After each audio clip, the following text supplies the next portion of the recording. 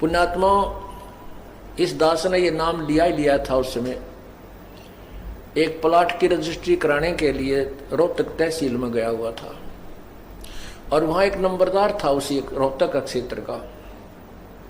वो खड़ा खड़ा एक दूसरे ने कह रहा था, वहां कोई बात चली थी कि भी ऐसे ऐसे एक लड़की एक ही गोत्र की और दूसरे गोत्र के लड़के के साथ वो चली गई, उन्हें शादी कर ली कोर्ट में, और ऐसे ऐसे बहुत बुरा हुआ। कोई यूं कह रहा, कोई कुछ कह रहा। तो वो नंबरदार बूढ़ा सा आदमी था, 60-65 साल की उम्र का। नो बोला, भाई यह बात तो समझ में नहीं आ रही हमारे, या गोताड़ी भाई बहन वाली तय।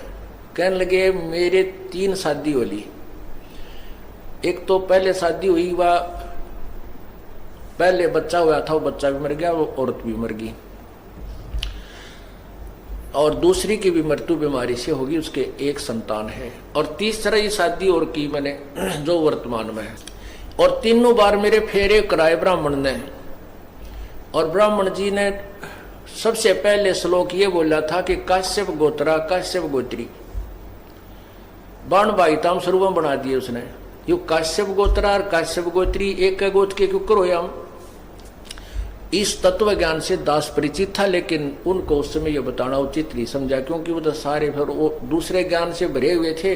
तो मेरे वह बात समझ में आ गई रहे, सचमुच ये तो परमात्मा ने जो ज्ञान बताया उससे समझ में आती है। परमात्मा कहते हैं, काश्यप गोत्रा काश्यप गोत्री पंडित शाखा लाया, और कोई तत्वेता ज्ञानी जाना यू बाण ब्याह घर लाया। कोई तत्वदर्शी संत ही जानता है कि बाण को ब्याह के घर लाया था।